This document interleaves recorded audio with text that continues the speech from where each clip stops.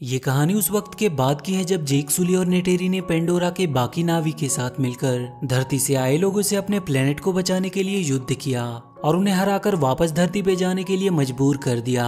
वहां पे सिर्फ वही लोग रहे जो उस प्लेनेट को बर्बाद नहीं होने देना चाहते थे। जेक को उसके साथ ही डॉक्टर ग्रेस के अवतार से पैदा हुई एक बच्ची भी मिली जिसका नाम उसने किटी रखा और उसने अपने पहले बेटे का नाम निटेम रखा। वहाँ के सभी लोगों का मानना होता है कि हमारी जिंदगी यहाँ की देवी एवा की देन है और हमारी हर सांस इनके लिए समर्पित होनी चाहिए। इसी तरह जेक नेटेरी के साथ खुशी से अपनी जिंदगी जीने लगा। अब उसके टोटल 4 बच्चे हो चुके थे।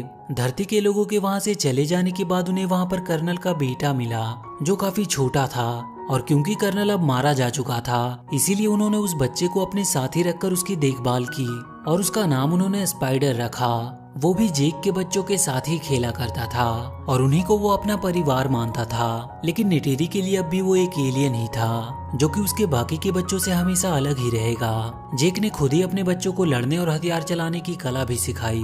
वो सब अपनी जिंदगी में काफी खुश थे। लेकिन एक दिन जेक को आसमान में एक नया तारा दिखा और इसका सिर्फ एक ही मतलब था कि धरती के लोग अपने स्पेसशिप से वापस पेंडोरा पर आ रहे थे। पर इस बार वो कुछ ज्यादा ही तैयारी के साथ आए थे क्योंकि उन्होंने अपनी पिछली हार से बहुत कुछ सीखा था और एक बार फिर से उन्होंने सब कुछ बर्बाद करना शुरू कर दिया। और इसके बाद हम वहाँ के लैब में एक अवतार को जागते हुए देखते हैं और ये अवतार किसी और का नहीं बल्कि उसी कर्नल का होता है जिसे नेटेरी ने इसके पहले वाले पार्ट में मार डाला था। उसमें कर्नल की सारी यादों को एक इलेक्ट्रॉनिक चिप की मदद से डाल दिया गया था और इस बार उसका मकसद जेक सुली को पकड़ना था जो आए दिन पेंडोरा के बाकी नावी के साथ मिलकर वहाँ पे चल रहे उनके काम में बाधा डालता रहता था। और आज भी वो अपने लोगों के साथ मिलकर एक हथियार से भरे ट्रेन पर हमला करके सारे हथियार को लूट लेता है। वहीं पे हम उसके दोनों बेटों को देखते हैं। वो भी अपने डैड की तरह ही काम करना चाहते थे और इसीलिए वो भी वहाँ के हथियारों को लूटने चले गए। पर उसी दौरान वहाँ पर हुए एक हवाई हमले में नेटेम घायल हो गया लेकिन खुशकिस्मती से उसे कुछ हुआ नहीं और जेक उसे बचाकर घर ले आया। वहाँ पे बहुत सारे नावी पहाड़ों की गुफा में छुप कर रहा करते थे क्योंकि इंसानों ने वहाँ पे आकर उनके घरों को तबाह कर दिया था। वहाँ पे जेक अपने बेटों को बहुत डांट लगाता है क्योंकि उसके मना करने के बावजूद वो लोग उसके पीछे गए थे।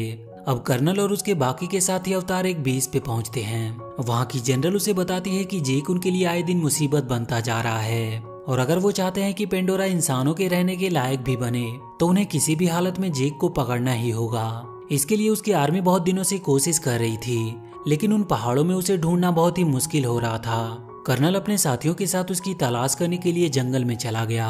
वहीं पे जेक के सभी बच्चे भी घूमने के लिए आए हुए थे। वो कर्नल उस जगह पे जाता है जहाँ पर पिछली बार उसकी नावी लोगों के साथ लड़ाई हुई थी। वहीं पे जेक के बच्चों की नजर उन पर पड़ जाती है और वो ये बात जेक को बता देते हैं। जेक उन्हें कोई भी हरकत करने से मना करता है और चुपचाप उन्हें वहाँ से निकल जाने को कहता है। वो बच्चे उसकी बात मानकर वहाँ से जाने लगते हैं लेकिन अचानक से उनके सामने कर्नल और उसके आदमी आ गए जिन्होंने उन्हें बंदी बना लिया। कर्नल स्पाइडर को देखकर पहचान लेता है कि वो उसी का बेटा है। वो उन सबको अपने साथ ले जाने की तैयारी करने लगे लेकिन तब तक वहाँ पर जेक और नेटेरी भी पहुँच चुके थे और वो दोनों छुपकर अपने हथियारों से उन पर हमला कर देते हैं और वो किसी तरह उन बच्चों को वहाँ से भगाने में कामयाब रहते हैं। लेकिन इन सब में स्पाइडर पकड़ा जाता है और कर्नल उसे उठाकर अपने साथ ही ले जाता है। जेक अब अपनी फैमिली की सेफ्टी के लिए उन्हें कहीं दूर ले जाना चाह रहा था क्योंकि अब स्पाइडर पकड़ा जा चुका था और उसे डर था कि कहीं वो उन्हें उनका पता ना बता दे जिससे उसकी वजह से उसके बाकी के सारे लोग भी मारे जा सकते थे। इधर स्पाइडर को वो लोग जेक का पता बताने के लिए बहुत टॉर्चर कर रहे थे पर वो किसी भी हाल में उनके सामने झुकने को तैयार नहीं था। इसीलिए कर्नल खुद अपने तरीके से उसे समझाने की कोशिश करता है। वो उसे वहाँ से बाहर निकालने का लालच देता है। इधर जेक अपने कबीले का मुखिया किसी और को बनाकर अपनी पूरी फैमिली को लेकर वहां से कहीं और जाने के लिए निकल जाता है जहां उसे वो इंसान कभी ढूंढ ना सके। और बहुत सारे आइलैंड को पार करते हुए वो एक अनोखे आइलैंड पर पहुंचता है जहां के लोग पानी और जमीन दोनों जगह पे रहने में सक्षम थे। वहां के सारे लोग उन्हें देखकर वहां पे इकट्ठा हो जाते हैं। वो अपने से अलग लोग को देखकर थोड़ा हैरान भी थे और थोड़ी ही देर में वहां पर उनका मुखिया भी आ जाता है। जेक उनसे आग्रह करता है कि वो उसकी फैमिली को वहां पर रहने की इजाजत दे दे पर वहां का मुखिया उससे कहता है कि वो लोग पानी में रहने वाले हैं और वो लोग उनके साथ रह नहीं पाएंगे। लेकिन जेक का मानना था कि वो लोग बहुत जल्द उनके तौर तरीके सीख जाएंगे और बहुत जल्द वो अपने आप को इस काबिल बना लेंगे कि वो वहां पे आराम से रह सके। मुखिया उसकी बातों को मान लेता है और उन्हें वहां रहने की इजाजत दे देता है। वो अपने बेटे और बेटी को यह जिम्मेदारी सौंपता है कि वो उन्हें यहाँ पर रहने के तरीके सिखाए।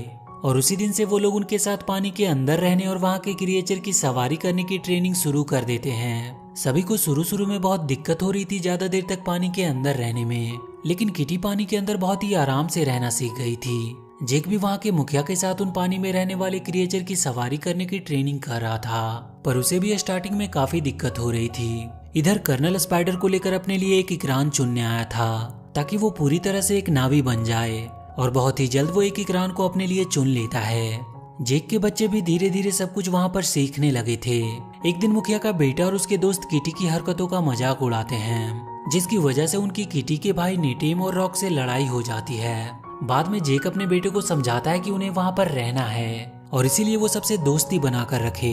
अगले दिन रॉक्स जाकर मुखिया के बेटे से माफी मांगता है और उसकी तरफ दोस्ती का हाथ बढ़ाता है, पर वो उसका दोस्त बनने का नाटक करते हुए उसे लेकर वो एक जगह पे आता है और उससे कहता है कि यहाँ पे वो लोग शिकार करते हैं। और जब रॉक्स वहाँ पे शिकार करने जाता है तो वो सब उसे अकेला छोड़कर वहाँ से चले जाते हैं। जैसे ही रॉक्स ने अपने तीर से वहाँ की एक मछली को मारा, वो देखता है कि वो वहाँ पर अकेला है और सभी लोग उसे छोड़कर जा चुके हैं। और तभी एक बड़ी सी मछली उसके ऊपर हमला करती है। वो अपनी जान बचाने के लिए वहाँ से भागने लगा और अपने आप को एक पत्थर के बीच में छुपा लिया, लेकिन अब उसकी सांसें खत्म हो रही थी, इसीलिए वो वहाँ से बाहर आने लगता है। लेकिन वो मछली एक बार फिर से उसके ऊपर झपटती है और वो जैसे ही उसे मारने वाली थी कि तभी एक बहुत ही बड़ी सी वेल आकर उस मछली को मार देती है। लेकिन रॉक्स की सांसें अब खत्म हो रही थी और वो डूबने लगता है। थोड़ी देर बाद जब उसकी आंखें खुली तो वो अपने आप को उसी वेल के ऊपर पाया।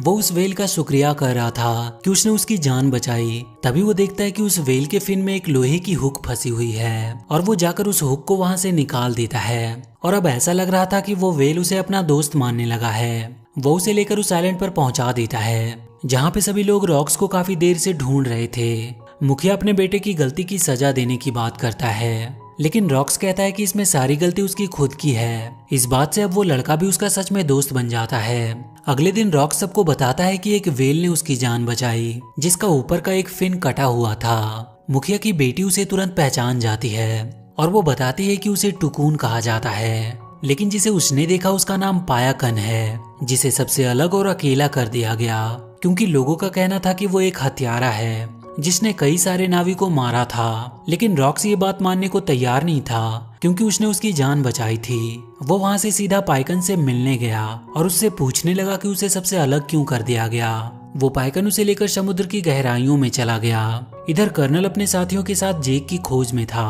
वो एक बहुत बड़े से जहाज जो टुकून का शिकार किया करते थे, उनकी मदद से वो वहां से दूर हर एक आइलैंड की छानबीन करने का सोचता है। और थोड़ी ही देर में वो लोग उस आइलैंड पर पहुंच जाते हैं और वहां के लोगों को टॉर्चर करके उनसे जेक के बारे में पूछने लगते हैं, लेकिन कोई भी उन्हें कुछ भी बताने को तैयार नहीं था, इसीलिए वो उनके पूरे गांव को ही जला देता है। जेक उसी आइलैंड के दूसरी छोर पे रह रहा था। वहां का मुखिया उसे बताता है कि वो लोग उसे ढूंढते हुए उनके आइलैंड तक पहुंच चुके हैं। जब गांव वाले कर्नल को कुछ नहीं बताते हैं तो उसे एक आइडिया आता है और वो उनके इलाके के टुकून का शिकार करने का डिसाइड करता है ताकि ये देखकर सारे गांव वाले उनकी ताकत को जान सके।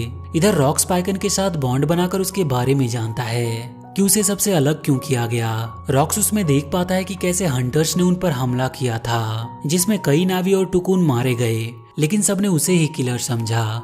इधर वो हंटर अपने आधुनिक मशीनों का इस्तेमाल करके बड़े से टुकून को बड़े ही आसानी से मार गिराते हैं और उसे मारकर उसके अंदर से वो कोई फ्लूइड बाहर निकालते हैं, जिसके इस्तेमाल करने से इंसान की उम्र बढ़ती नहीं थी और इसीलिए वो काफी महंगा भी बिकता था। वो लोग उस टुकून की लाश को उस आइलैंड के पास फेंक देते हैं, जिसे देखकर वहाँ के लोग काफी ज्यादा दुखी हुए क्योंकि वहाँ के रहने वाले सारे जानवर उनके परिवार के एक हिस्से की तरह ही थे। वो सब गुस्से में अब उन इंसानों से लड़ने का डिसाइड करते हैं, लेकिन जेक उन सबको समझाता है कि वो उनसे लड़कर जीत नहीं सकते क्योंकि उनके पास उनसे कई गुना ज्यादा आधुनिक हथियार हैं। वहीं रॉक्स को पाइकन की चिंता हो रही थी, इसीलिए वो उससे मिलने के लिए जाने लगा, लेकिन उसके भाई बहन उसे कहीं भी जाने से मना कर रहे थे और वो सब उसे रोकने के लिए उसके पीछे जाने लगे। वहीं वो देखते हैं कि पाइकन को एक तीर लगी हुई है और वो सब जल्दी से उस तीर को बाहर निकालने की कोशिश करने लगते हैं और तभी वो देखते हैं कि हंटर्स की शिप बहुत तेजी से उनकी तरफ आ रही है। रॉक्स जल्दी से सारी बातें अपने डैड जेक को बताता है और जेक सभी को लेकर उनकी ओर निकल पड़ता है। वो लोग बहुत ही मुश्किल से पाइकन के शरीर से उस तीर को बाहर निकाल पाते हैं, लेकिन अब वो हंटर उन सब के पीछे पड़ गए थे क्योंकि वो कर्नल उन्हें पकड़कर जेक तक पहुंच सकता था। वो सब भागने की बहुत कोशिश करते हैं, लेकिन आखिरकार वो उनके जाल में पकड़े जाते हैं। कर्नल उन्हें अपने इकरान से उठाकर उस शिप पर ले आता है और उन सबको कैद करके वो जेक को अपने पास बुलाता है। जेक अकेला ही उसकी तरफ बढ़ने लगा क्योंकि उसने उसे अकेला ही आने को कहा था, पर तभी अचानक से पाइकन उस शिप पर हमला कर देता है और वहां पे चारों तरफ तोड़ फोड़ मचा देता है। ये देखकर जेक और उसकी सेना को भी हमला करने का मौका मिल जाता है और वो सब उन पर टूट पड़ते हैं। नेटेरी भी अपनी इकरान पर बैठकर अब हमला कर रही थी। उन सारे बच्चों को भी कैद से छुड़ा लिया जाता है, लेकिन इस बार वो किटी को पकड़ लेते हैं और वो शिप भी अब टूट रही थी और किसी भी वक्त वो डूबने वाला था। उसी लड़ाई में भागने के दौरान जेक के बड़े बेटे नेटेम को गोली लग जाती है और इस वजह से उसकी मौत हो जाती है। इधर जेक की बेटी किटी अभी भी कर्नल के कब्जे में थी।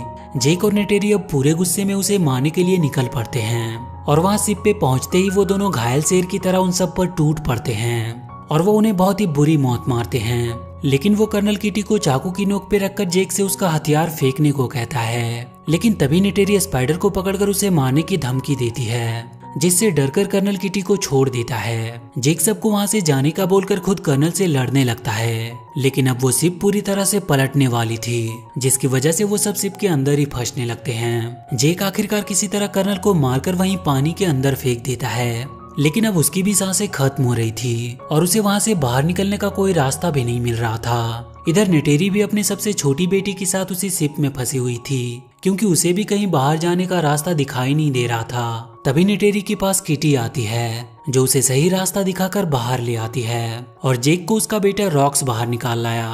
और उसी दौरान स्पाइडर को कर्नल मिलता है, जिसे वो ना चाहते हुए भी बचाकर बाहर ले आता है। वो कर्नल स्पाइडर को अपने साथ ही चलने को कहता है, लेकिन स्पाइडर उसके साथ जाने से मना कर देता है। वही मूवी के अंत में जेक के बेटे नेटिम को उनकी देवी एवा को सौंप दिया जाता है और इसी के साथ ये मूवी यहीं पर खत्म हो जाती है। तो वीडियो अगर अच्छी लगी हो तो please do like and share this video and please subscribe to my channel and press that bell icon.